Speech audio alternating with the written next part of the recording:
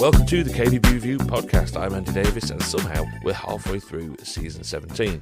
And today we're scrambling to still carry on and record an episode when we just don't have time, and 100 other unexpected things have come up or gone wrong that needs sorting out. It's a total nightmare, and I don't know how we're going to get through it. No, not really. Today we're talking about firefighting, the constant battle every retailer has against unforeseen events and circumstances that seem to conspire to happen at exactly the worst possible time. Our regular retailers of Trevor, Justine, Nick and Liz have got their best stories ready, and by best I obviously mean worst, and we'll step through just what a toll it can take on best laid plans, how much contingency you should build into projects, how to manage the client through it, and if there's ever a case for just giving up and walking away. But first, the KBB Review Retail and Design Awards is now just a few weeks away, so if you want to be in the room with the best KBB retailers, designers, suppliers and influencers, then you need to get a move on and book your tickets ASAP. It's on March the 2nd at the Hilton Birmingham Metropole, and that's the Monday night of the KBB show, of course.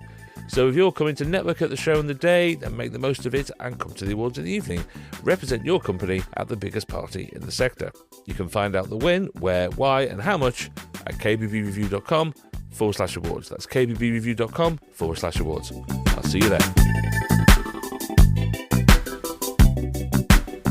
Okay, as promised, we are talking firefighting. So, his delivery hasn't turned up. It's Nick Warrington from Stuart J. Warrington in Macclesfield. Hello, Nick. Hello, good morning.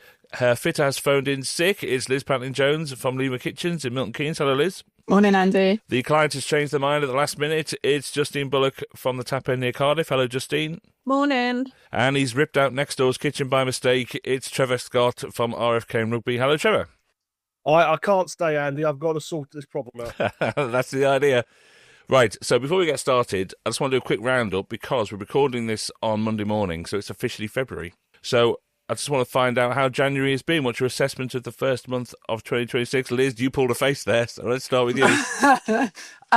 Just getting people over the line. I mean, we've been promised deposits, but my bank says otherwise. Right, but there's a pipeline there. There is definitely a pipeline. There's a lot of good leads there, but it's just, as ever, getting them over the line. Okay, Trevor, how about you? Well, I mean, I'm usually the eternal pessimist out of this group, and the last couple of years, most months, I've said, oh, God, I can't wait for it to be over. But actually, you know what? We've had the best January for 3 years. And there's general sense of optimism in the showrooms that we're going to do all right this year. Okay, so that's a good January for you. Nick, what about you? Not amazing, but we've had some good orders. Pipeline is looking reasonably healthy. So overall, maintaining the optimism.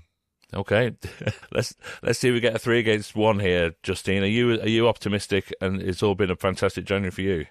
We had a fantastic January, yes. Oh, Liz, I'm so sorry. It didn't start fantastic. We pulled it out of the bag in the last week, and then we have a team target, and at 5-4 on Saturday, we did the team target. Wow. So we had big cheers all round on the last day. So, yeah.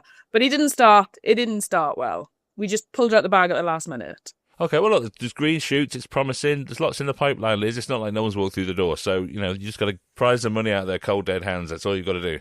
Right, so we're going to talk about firefighting today. And the reason I wanted to talk about this is because before we start and press record on this podcast every Monday, somebody's always dealing with something. And it just kind of illustrates part of the life of an independent retailer, isn't it? That something is always not how it should be. So who out of you is firefighting something already at 9:15 on a Monday morning? I've had one already. Go on then, Nick. Tell us all about it.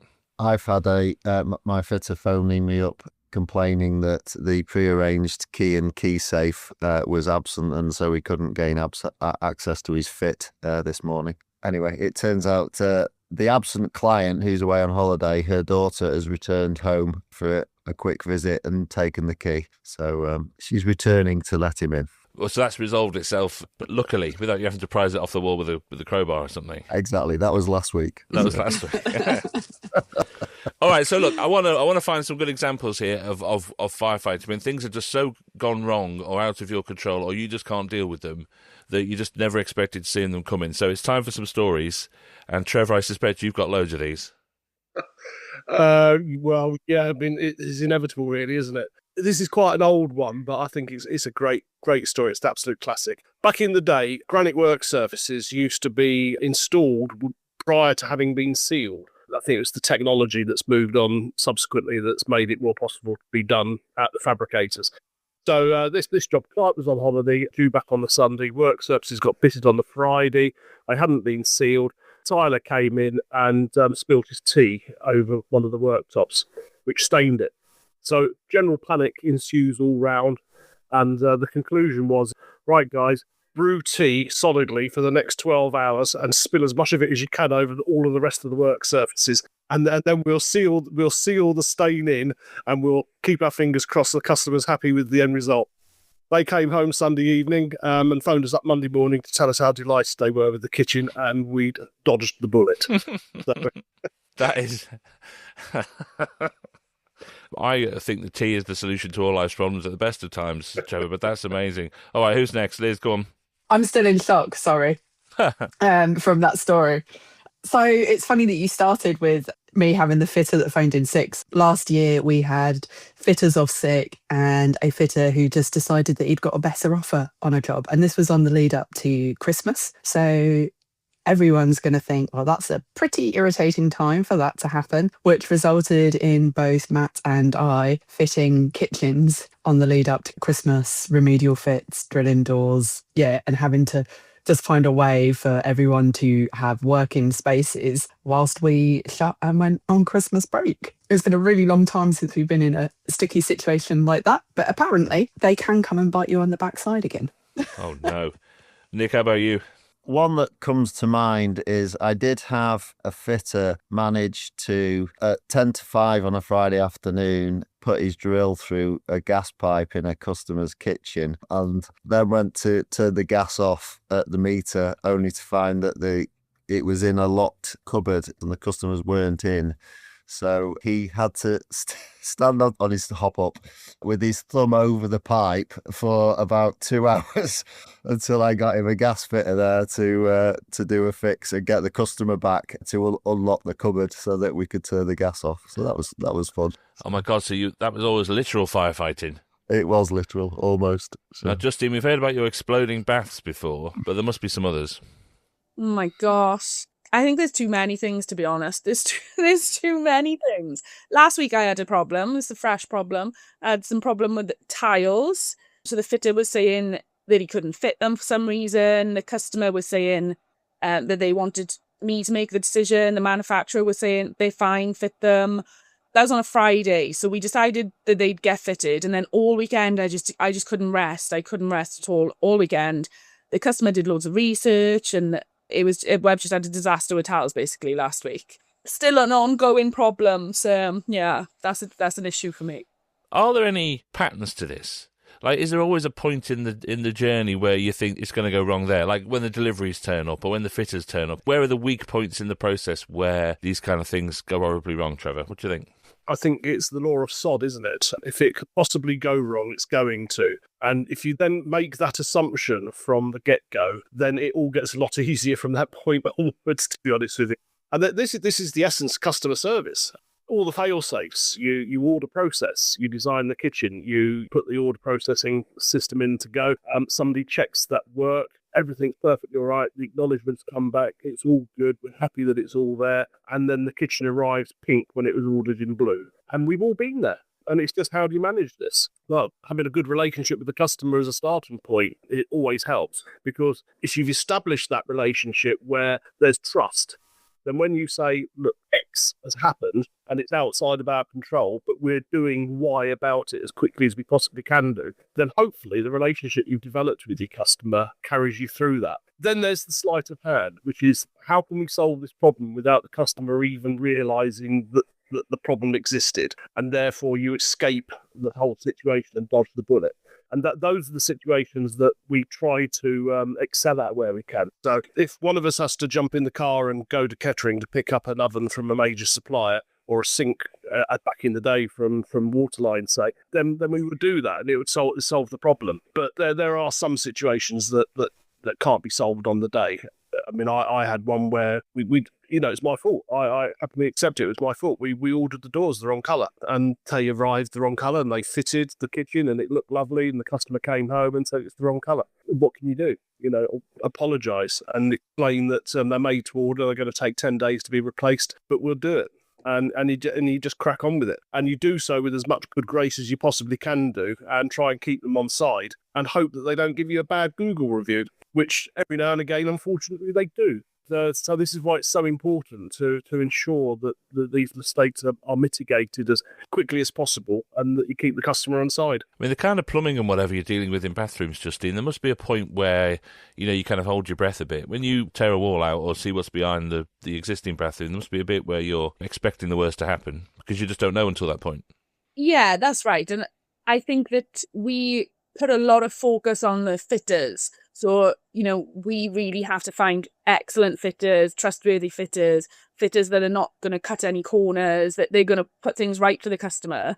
But because we use recommended fitters, so we're kind of two separate companies, that's a bit easier because we're using people who have their own reputation to take care of as well as ours. So we find that using really good recommended fitters really helps with putting my mind at ease that things are done properly. But of course, in a bathroom, you've got plumbing, you've got electrics, you've got so many things going on.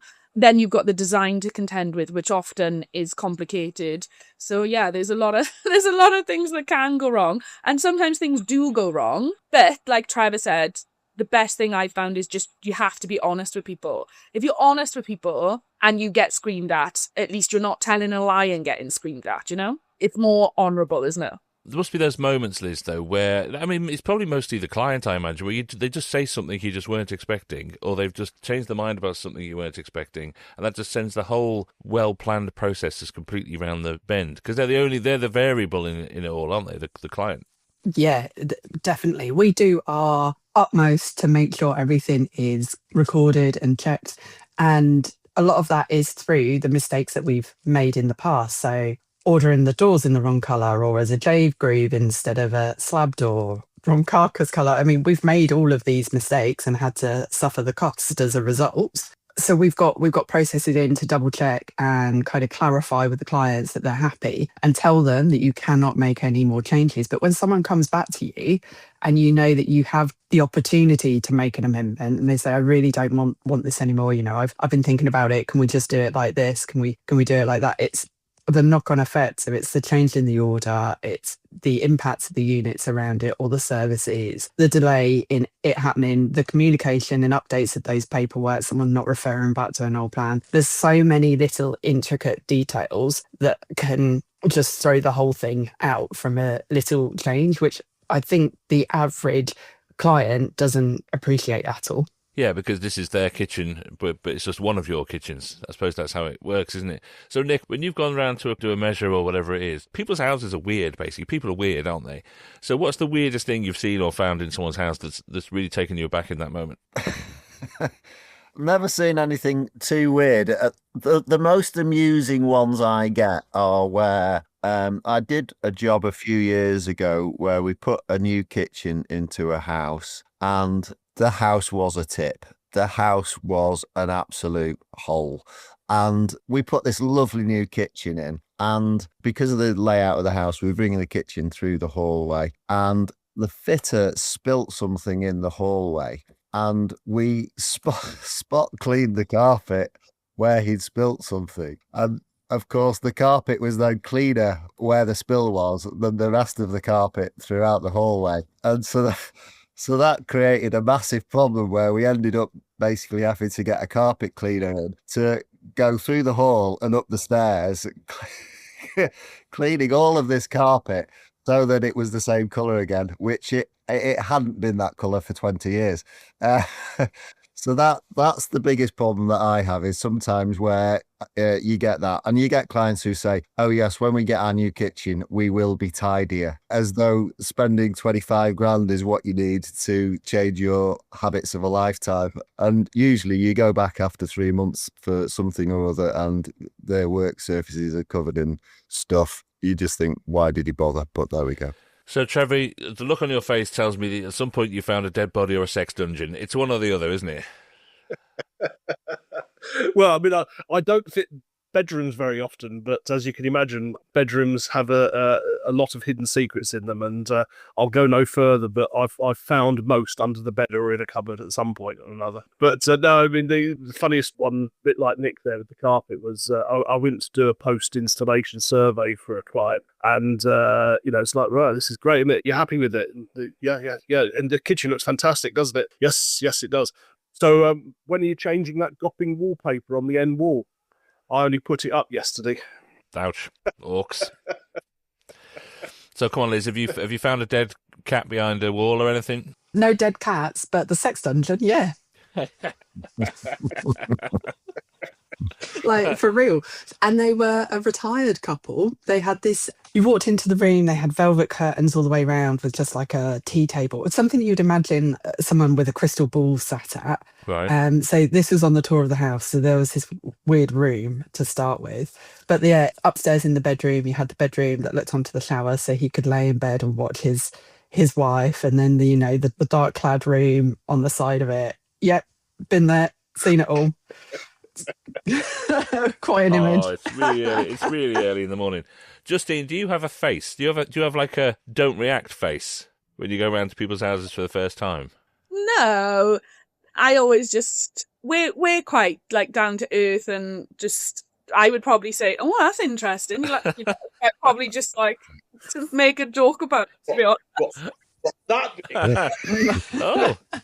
That's a lovely sex dungeon. Who did that for you? Yeah. Yeah, I'd probably be like, oh, I don't know. I probably wouldn't ignore it. I'd have to acknowledge it. Yeah, you can't ignore it. I think you'd have to say, oh, that's interesting. Well, that's what I mean. I think you'd kind of switch into professional mode and you'd be going, oh, you must have to reinforce that wall. How have you done that? Have you put extra you'd have to... It's interesting what you've done to that wall, the way you've put that whole rack there. That's amazing. Yeah. Someone I used to work with had got a new sofa delivered. And she was going, I was mortified because when they moved the old sofa, there's a big pile of cat sick under the sofa. And our cat died 5 years ago. The house I live in currently, when it was first bought, there were 8 of them living in a 3-bedroom house with lots and lots of animals. And there was, feces all in all of the carpets, everything. It was quite an odour. So it was always really well aired when you viewed it. But coming in on the day that we got the keys, absolutely horrific. So you have to take the plasterboard off the wall to get rid of those kind of smells. There's just no other way. We had a project, the fitter refused to, well, he did it in the end, but initially he was trying to refuse to do it because he said the house was crawling with fleas. So he turned up to do the bathroom and was like, I can't work in this house, it's crawling with fleas. And we were like, well, that's not, like, we booked you in, like, what was, I said, I will tell the customer you're refusing to work in the house based on the fact that it's crawling with fleas. Like, I'll tell them the truth, but I'm not going to say, like, you're ill or something like that. So you need to tell me now, you've met them, you're in the house. Do you want me to phone them and tell them you're refusing to work there? Or are you just going to tough it out? And in the end, he toughed it out. But he was really upset about it. And he didn't fit for us again after that. That was the last one he fitted. But it was crawling. It was. So I felt quite bad when I went then and looked. It actually was. Oh, God. Oh, that's horrendous. So it's inevitable that chaos happens. But Liz, do you build it into any contingency? When you're planning when you're setting a process out, do you build in any kind of leeway or flexibility in case something goes wrong that you can't possibly predict? So when it comes to doing the quoting and presentation in sales, I always add on 2 weeks on the guide that we give to our clients. And then when they get the project schedule, they're surprised that it's less. Then we remind them, don't forget there's 2 weeks for whatever may happen at whatever point. Because if we started putting in contingencies for every single trade that goes in and the size of project that we're running, these projects would never be finished. Although it sometimes feels like that anyway. But we'll just have days where things weren't happening consistently because we can't pull other trades in to do the work sooner, or we wouldn't have the product sooner. So I think it's just about having an open dialogue and making sure you communicate from the offset. I'm interested to see how everyone else manages this. Exactly, because it's one of those things that you're all individuals, all manage things individually in different ways. So how about you, Nick? Do you build contingency in, or is it just something you deal with when it happens? I try and build the contingency in, but I don't build in loads of it. And to some extent, I rely on a bit of flexibility within the trades who are supporting me. And most of the delay is in the front end part of the job where you take the kitchen out and you've got to do the prep work. And that's the bit where there's always an element of uncertainty until it comes out. And I make a point of explaining that to the client, that no matter how neat and tidy their kitchen looks, until you take those cupboards out, you don't know what you're going to find and what you're going to have to deal with when you do that. And we've got one of those starting this morning, and there is always that element of you just waiting for the phone call of, we've found this, we've found that. And then you've got to be shuffling trades around at relatively short notice to deal with it. But I probably do the reverse of Liz, where I say, if everything runs smoothly, this is what's going to happen, and this is when the job will complete. But there is this element of uncertainty that we don't know about. And if we need to be rescheduling trades because of this, because we find things, then the job will become a little bit more protracted and we'll have to deal with that as it arises. So it's a bit of kind of managing expectations. We have customers who come in, and if I said to them, your kitchens may take you 4 weeks, you'd probably lose half the clients before you even started the job. Whereas if I sort of say, well, we've got a prep week here, and there's a week prep, there's a week and a half of fitting, and then by the end of the third week, you've got your taps back in, your appliances in, and everything's sort of good to go. Most people are okay with that. And if it slides a little bit because things happen in between, they can deal with that. But I do explain, kitchen installation is as much an art as it is a science, and you can't be programming, one trade in the morning, one trade in the afternoon. It doesn't happen like that. So I allow some float by doing that, making sure that, if one trade's going in one day, we're not doing anything with another trade until the following day, for example. Where I think we might need extra float, I'll allow a day here and a day there to give us that float if we need it. So, Justine, how about you? What contingency do you build into the process? I actually don't know how to answer that, because other than just giving a longer period of time, which we do, we'll say, like, we're quite vague on how long things are going to take. We'll just say a couple of weeks rather than saying, like, oh, this is going to take you 7 working days or whatever. We don't build in like a financial contingency. We don't even charge for our designs. So we really are relying on things being correct. So correctly ordered, correctly supported by the fitter, correctly supported, if something arrives damaged. So we actually don't have a lot in the way of contingencies. But I do think a bathroom is easier to manage than a kitchen, because things are not so bespoke potentially, or they're not fitting wall to wall. There's a lot of wiggle room with a bathroom. It's obvious if something arrives damaged because it's going to be a tile or a ceramic item, so you can hear it. So I think it's probably easier to manage problems on a bathroom than it is on a kitchen potentially. I don't know really. Maybe I should have more contingency. What we've learned trying to do bathrooms is that I think it's easier to have a multi-trade person doing a bathroom so they can go from one task to another, whereas that doesn't really work out for a kitchen project, which may lend itself to being able to keep a project moving more smoothly. Would you kind of agree with that? Oh yeah, 100%. So when we had the problem with the tiles that I'm dealing with currently, because it's a multi-trade bathroom fitter that's on the job, he could just do some carpentry, he could do some plastering, he could do other bits while the tiles were being sorted out, and that helps massively. It's very rare that if something's going wrong on a bathroom, it puts the project on stop. Because we use multi-trade bathroom fitters, they can do any other part of the room really. That definitely helps. I was just thinking that when you guys were talking about all the different trades you need to get in, how much of a relief it is that we don't need to do that.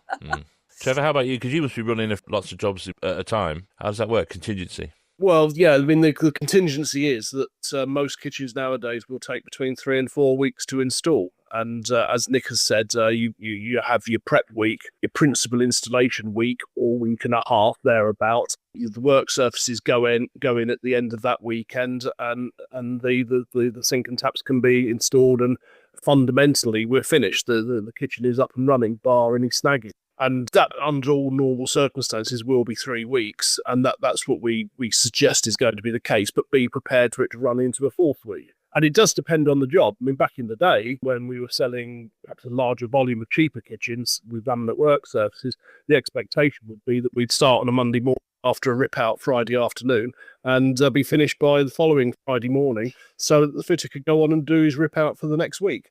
And that used to flow quite well. But the jobs have grown exponentially. Clients' expectations have grown as well. So the jobs themselves take that much longer. And that in itself almost builds in its own aberration factor, timescale-wise. But when it comes to the installation side of things, we're always very keen to point out the unforeseen, which is, of course, that survey. The poor designer can only see what's in front of them. And regardless of how deeply they dive into the back of base units and try and find gas meters and stopcocks that the client can't remember where they are, you find all sorts of things when the kitchen gets ripped out. And, a very nicely electriced up kitchen with lots of power points all over the place. And then when you break it all down, you find out there's one main socket on the ring and everything else is spurred. So the whole of the electric has got to come out and it's got to be completely replaced. That's a cost that you haven't factored in. So factoring in the unforeseen and letting the customer know that the unforeseen is just that. We can't predict what is going to be uncovered. You have to be prepared to accept that some things are just that. They're unforeseen, and we'll sort it out, and we'll do it as amicably and as reasonably priced as we possibly can do. The thing is, Nick, when things like this happen, I mean, you're mostly working on your own. When things like this happen, you've got to drop everything and go and sort it out, haven't you? And when you drop everything and sort it out, there's all the stuff you had planned for today, it completely goes out the window. So it completely takes its toll, not just on the job that's going on, but on everything else that you had planned. And trying to manage that, how do you keep all that in your head? How do you keep all that in your brain? The difficulty with it is that I know I've been doing kitchens 12 years now, and I think if I look back when I started and where I am now in terms of what I expect to achieve in a day is a lot smaller now than it was then, because you have a list. I have a big list of stuff to do.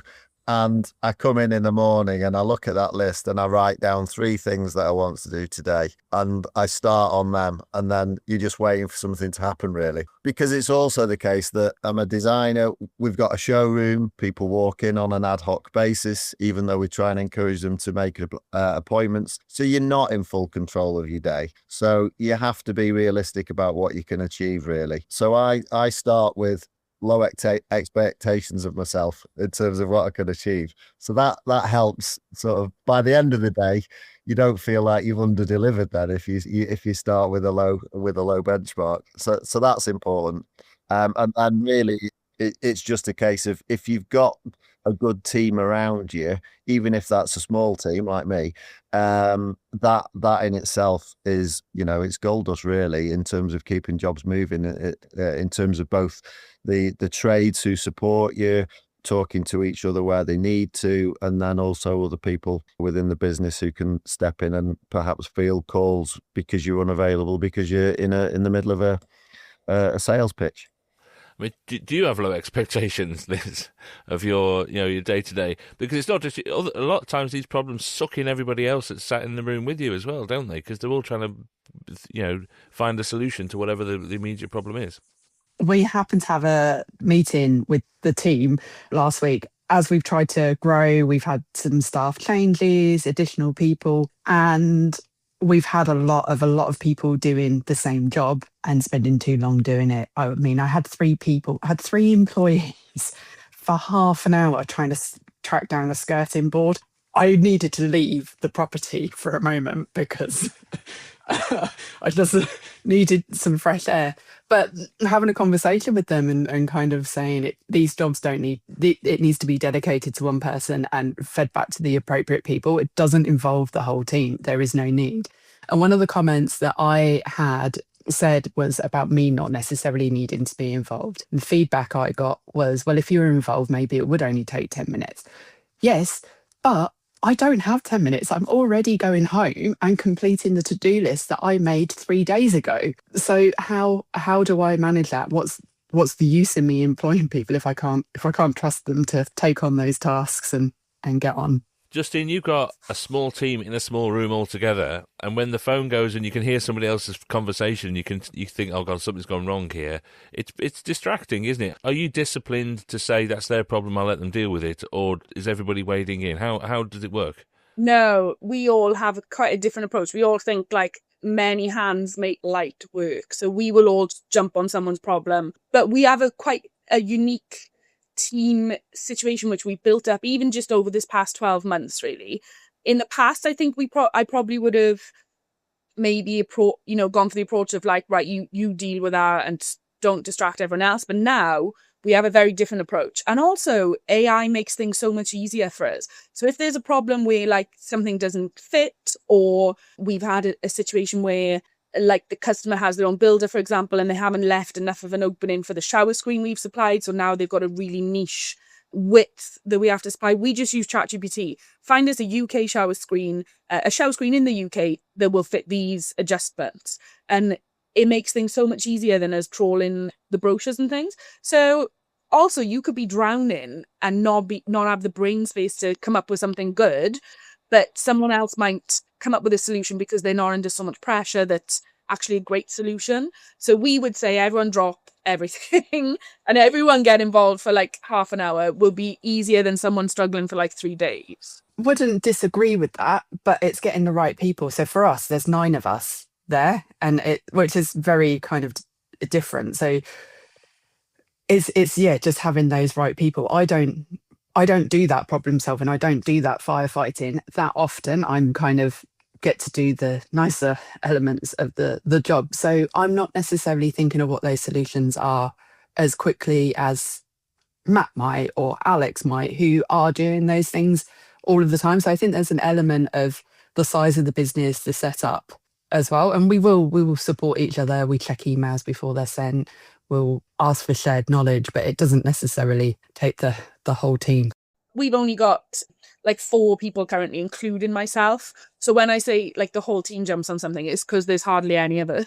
Yeah, it's a different scenario. It's when the warehouse guy comes up and I've got 2 designers sat there and 4 support staff. I'm like, what are you doing? Many hands make light work, but too many cooks spoil the broth and all that. Yeah, it's the right balance. This is why we split the business, because me and Matt have 2 very different mental approaches, and he's better with that, and he's used to thinking in that kind of more responsive way, whereas I'm more analytical and need the time and the space to think about it, which you can't always have. In a bigger organisation, Trevor, that yours is, when do these problems reach you or Tom? When do they get to you? They don't tend to reach me very often at all nowadays. I mean, if it does, it's a real problem, is what you're saying.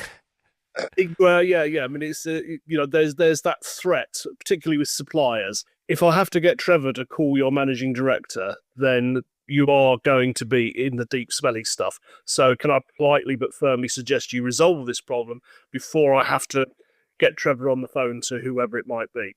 And such is my reputation in this industry that it seems to work. But what I do want to do, though, is because I'm like the blue sky thinker in the business nowadays, I want to openly apologise to Tom for piling so much crap on his shoulders that sometimes he doesn't know which way to turn, because he's constantly firefighting. He's the one that keeps the business afloat and thriving. He's the one that's dealing with all the headaches from a day-to-day basis. And the last thing he needs is me phoning up and saying, should we change the name of the business next month? And throw him under the bus, which has happened just last week when we had an open conversation about the redesign of the website, and we hadn't had the time to actually discuss what was going to go in the new website in advance of said Zoom call. And I literally threw him under the bus. So Tom, if you're listening, my apologies. Well, look, I think someone getting thrown under a bus, being waist deep in the smelly stuff, is all the kind of problems that you're dealing with on a day-to-day basis, literally. So thank you so much for your time, as always, and we'll see you next week. Thank you. See you next week. Bye-bye.